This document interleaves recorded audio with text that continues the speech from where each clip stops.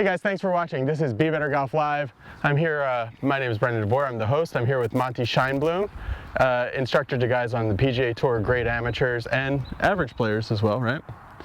Monty, how was your week? Average. Yeah, and some below average players. And how was your week this week? All right, I'm starting to, feel a little better, starting to get back to practicing some more. Played a few nines. Good. I just need to do more, Right. More holes of golf, more balls in general. More balls, more holes of golf, get in better shape, eat better. Yeah. If I have any delusions of making any noises on the Champions Tour, my current schedule is not going to get it done. Yeah. Mm-hmm. So drills, just in general, it's just got to be reps of everything. Yeah. Every single hit more part. balls, hit more chips, hit more putts, play more holes. Yep. More time in the gym, all that stuff, just like everybody else is doing. Yep. If you're trying to go from an 11 to a 9, or if you're trying to go from pro to Yeah, at every level, there's no shortcuts. It's this is kind of a tangent, but the whole movement toward a non-timing based swing just makes me chuckle. And it's just when people hear a non-timing based swing, they eat it up because they're like, oh good, I'll only have to hit 1 bucket of balls a month and I'll drop strokes because the swing doesn't require any timing. And there are better paths and quicker paths to success in golf, but there are no shortcuts. Yep. You have to put in the time at whatever level you are. And you got to figure out the type of player you are. There are going to be those 1 in a million kind of guys that just have a knack for it. Right. And they just Bruce Litsky. Yeah, he would put the clubs away for months at a time and come back out and shoot 66. But it's not a coincidence. The two greatest players of this generation of like the 2000s were VJ and Tiger, and those were the guys that practiced the hardest. Yep. Hogan practiced the hardest. Mo Norman practiced the hardest. Michael Jordan was the first in and out of the gym. That's the thing. I think when you get a combination of somebody who has a knack for it and does an unbelievable amount of practice, those two things together, like Tiger would be an average tour player with zero practice. And he would be, a legendary player with, combining that knack he has with, crazy practice. Right. But then, and obviously, there's all the articles and all the discussions about, just mindlessly grinding balls. That doesn't really help you either. No. You need, to use a cliche, it's directed practice. Quickly go into some recent news. Jordan Spieth won last weekend. Did you see any of that? I didn't watch any of it. I watched about 15 minutes on Saturday. But I thought it was, I think it's great for golf that he won, and it also was nice to see him get back into the winner's circle because... Oh, no. That swing is terrible. He's got to get rid of the chicken wing. That's why he lost the Masters, and he should completely rebuild it. That'll go on Instagram. That'll bite. No, so he'll be fine. But they were saying the week before that, this has gone on too long. He needs a rebuild. No. I mean, look, this is where I get a little. See, I have experience with a tour player who was unconventional in the way he did things. He won $20 million. He had 2 tour victories, and then 2 different guys tried to make him correct, so to speak. Yeah. And he played his way right off the tour doing that. Yeah.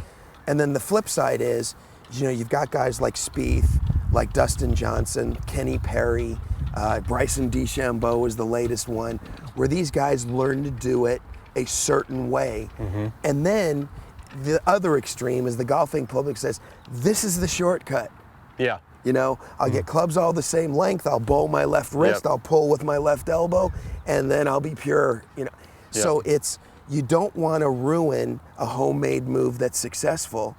And then if you're looking for betterment in your golf, you don't look to the anomaly to copy. There's so many trap doors in golf and you have to avoid them all. And sure, on a guy like Spieth, his parts have to match. Yeah. And you know, I could go on and on and on about that, and it would be totally boring. But you know, the way he fires his lower body and the way he pulls with that left elbow, it matched. Yeah. And he hits one bad shot that costs him the tournament, and then kind of went on. Look, even the best players in the world go on tilt sometimes. The chunk chip in the water, he was on tilt. Yeah. He made a mental error, not a physical error on the tee. And then he went on tilt, chunked it in the water, and everybody's saying it's the move. Yep. Well, the other 71 holes, that move was working just fine. Yeah. So going on now to the questions, guys. Thanks for writing your questions. Put your questions into the box below.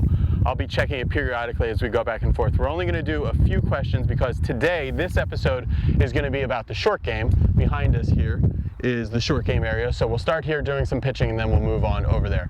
First question, Monty, which is something we were talking about earlier.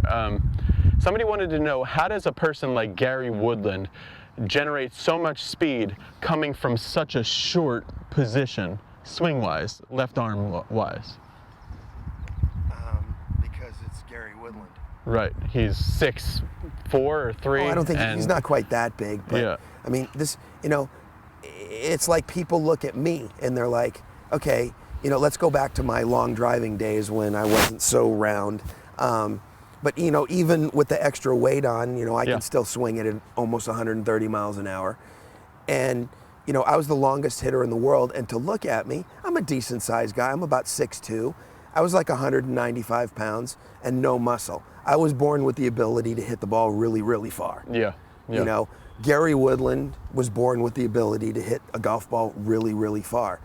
But you can look at it and see that you don't necessarily have to make that long swing. You know, you don't have to be Bubba Watson or John Daly or Phil Mickelson with the length of the swing. You know, you can go back to the 80s. The longest hitter on the tour in, you know, for most of the 80s was Dan Pohl, and he was like left arm parallel to the ground. Okay. So some people can just hit it far, and your job is not to say, I'm going to copy who hits it far because that'll make me hit it far. Not everybody's going to be 120, 130, even 115 mile per hour guy. Some people are only going to be 108. Mike Reed, going back. David Toms. Yeah. Some people just don't hit it far. Yeah. You're trying to maximize your distance and efficiency. Yeah. You know, it's like the supply and demand curve. You don't want all distance or all efficiency. You're trying to go up the middle of the curve and get the proper balance of both. I think this question's coming from a place where people want, you know, intense power and distance, but they don't want to take a crazy backswing. You shouldn't. Yeah. Almost nobody should. Yeah. I'd say, you know, 19 out of 20 people that come to me, they would benefit more. Because, you know, I say it in my Drive for Dough video, center face contact is the bigger, you know, if you hit it in the middle at 110 miles an hour, you're going to hit it farther than heel or toe at 116 or 17. Yeah. So, you know, going all the way back here, it's not real conducive to hit it in the middle.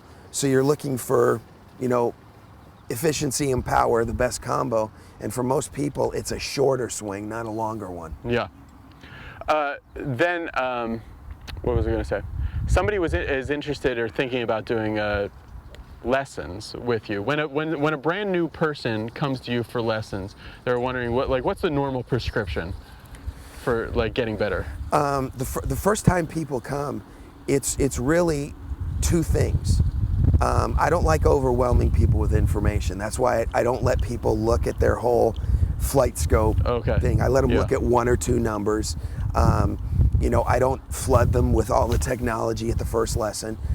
Basically, at a first lesson, I fix their setup issues. Yeah. And then I show them what major issue in their golf swing is making them hit the ball. So they'll come like, okay, Monty, I hit my irons really well, but occasionally I hit a big pull, and with my driver, I'm prone to big hooks. Yeah. And so I say, okay, here, you've got this going on in your setup. This isn't quite right. And then I say, look, this little move you have here does this, that turns into the hook. This would be the one thing you work on. So just try to narrow it down to the most egregious thing and set up. You know, you look at any one individual, even the best swingers in the world, Adam Scott, Oosthuizen, your guy Schwartzel, you can pick out 2, 3, 4 things that are not ideal, perfect. Cookie cutter stuff, yeah. Yeah, exactly. And none of that's important. You look, in a perfect world, an amateur that, let's say, is a 12 or 15 handicap is probably going to have a good 4 to 8 flaws in their swing. Yeah. You know, good luck working on that many things at the same time. But you find one, so let's say they have 5, a nice round number. They have 5 flaws in their swing.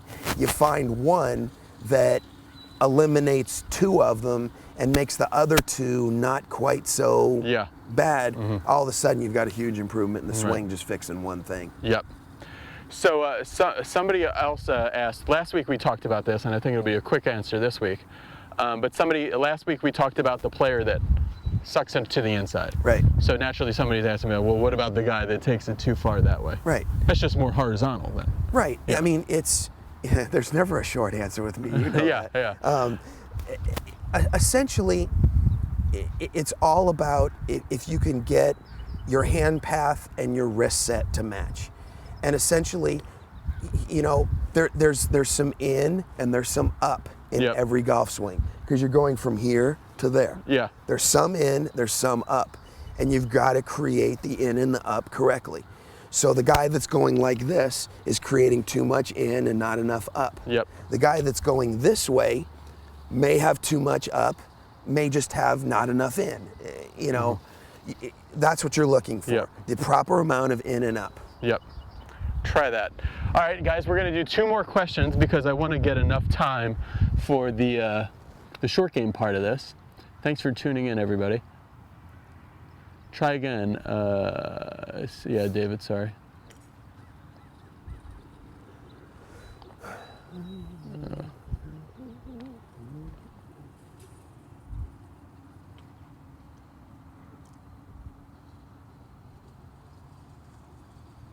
Okay, we'll do two more that I think both you and I will have good insight about. Let me think of the first one is okay. So we're just talking about some of the most prettiest swings on tour: Oosthuizen, Schwartzel, Adam Scott, others. Who do you think, somebody was asking, pound for pound has the most or one of the most efficient swings? You know, you talked about it earlier. There are 2 swings on the tour that are like my pet swings, the ones that I like to say, look, this is the swing. Yeah. You know, Steve Stricker is one of them. Very, very quiet, efficient, not a lot of excess movement. Right. He just kind of takes it back and drops the club on the ball. Not a lot of excess wrist hinge, not a lot of downloading. He stays nice and maintains his width really well. That's why he's such a good wedge player. And it's a great model for amateur golfers, because amateur golfers, by and large, are so much cocking it straight away, creating so many different angles. Yeah. It just shows that you can hit it far, you can hit it extremely accurately. See, to me, he's more the model. You know, you got all these guys, oh, I'm going to, you know, hyper lag like Sergio and stuff. To me, Stricker is more, I mean, I hate modeling swings, for people, but he would be more that one. And so then, if you could get amateurs to just go more in that direction. If I was tied down and had a gun to my head and they're like, you better give me someone swing to copy, I'd be like, you know, that would be one of my first choices. It's funny because looking at your swing, we're on this lag thing again. You wouldn't think, looking at your swing, that you would be thinking of Steve Stricker's swing. Right. You know. And to me, and then, you know, and then the other, you already brought up the name. Gary Woodland, to me, has the best combination of power, being under control, and linking his arms up. And it's to me, I'm getting pretty good as I'm fixing my move over, you know, the last 25 years of doing a lot of things the wrong way. I'm getting pretty good at keeping my arms linked up to my pivot all the way through and past impact with irons. The more speed I generate, the less my body can pivot, because, you know, I always make fun of my weight, but even if I was in peak of physical condition, you know, I'm going to be 50 in 11 months, and I just cannot pivot well enough to maintain perfect connection at 125 or 128 miles an hour. Yeah. My arms are going to fly away from me. But woodland, I mean, it's really, really impressive that a guy can swing at close to 130 miles an hour, and he just pivots his arms and his hand path just right around his body, and his arms never and hands never really separate. So to me, that's pretty impressive. And if you asked me what I thought was the best all-around swing on the tour, that would be the one that I would say. It's good looking. And it's combined with an amazing physique too. All right, so our final question that we'll get to tonight, and then we'll go to, I think, the more beneficial part of the show. But the final question is, somebody here is a collegiate baseball player that's watching. Hi. And they want to know the similarities between the baseball swing and the golf swing. I was a baseball player. Monty, you've seen a little bit of baseball in your lifetime, right? Just a little. Tell us a little history of baseball with you, for people that don't know anything about you. Right, my dad was a Major League Baseball player for 10 years. All-star. Yeah, he made the All-Star. He had one really good year. He led the league in hitting for most of the year until the last 2 weeks of the season, made the All-Star team in '72. So I got to grow up around the game, and I was a baseball player as well. Yeah. I completely just destroyed my elbow pitching when I was 15. They had to put it back together again. Right elbow? Right elbow, yeah. And that's when I took up golf. So yeah, I played some baseball. So when you're looking at I saw on My Swing Evolution, he had a cool thing on there comparing Ben Hogan's swing with DiMaggio's swing, particularly some of the right elbow stuff, like not letting it get this way on the way down and stuff. What are some of the similarities that a baseball player can bring to golf? Well, you know,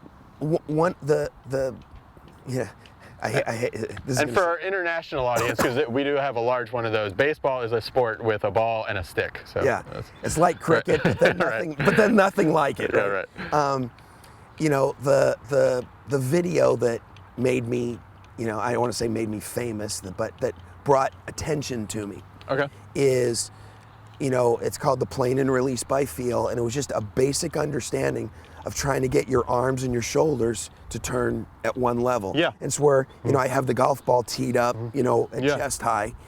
And, you know, a baseball player inherently understands how to keep his arm and the bat level to his body rotation. Yeah, you don't see the bat dipping down here. Well, and when he does, he pops it up. Yeah. You know, when you see a guy, you know, go like this to a breaking pitch, you know, or gets out on the front foot when he's fooled on an off-speed pitch, it changes his spine tilt level. Yep. You know, I mean, the release, everybody wants to say it's completely different because the release pattern is different. Yeah. But the way that the body, you know, rotates and pivots and sequences, and the way that the arms and the bat / club are trying to stay level on this one plane, a lot of similarities. It's almost more, I think it's more difficult to do in golf as compared to baseball because the bat is so heavy. And the club being light, you can see like when you take out one of those extremely heavy clubs, your sync up is much better. And I think you really would see what you're talking about as far as the arms and bat being together. If you look at really old swings like DiMaggio and going even further back like Ty Cobb and Babe Ruth, like they had these tree trunks and they'd be down on plane early and we just drag it through. Absolutely. So you know, and it's in golf you're inclined.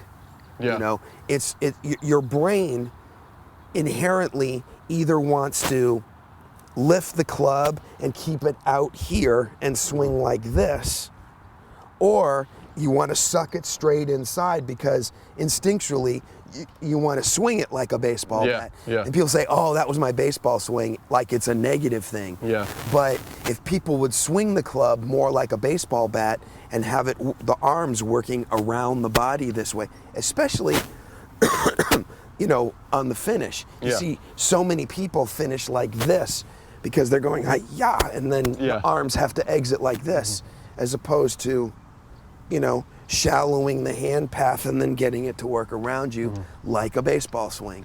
And I think that's why when, you know, that teed up ball drill and swinging without any bend at the waist or knees and just swinging level to the ground gives you a sense of everything, working around you instead of this move. Yeah, and connecting your tool to your arm swing. Yeah. Right. And I think we can finally put to rest the idea or the myth that, like, the reason I didn't play golf until I was 23 was because I thought it would mess up my baseball swing. And that can go away. I mean, the one thing that can mess up back and forth is if you try to go play slow pitch softball, that can kind of mess up your golf swing a little bit. Yeah. Okay. Coming from up here. Right. So Yeah, right. I mean, you're going to want to drop your shoulder and get level. Yeah. Yeah. But no, I mean, there's a way to if you understand both motions, you can go back and forth. Yeah.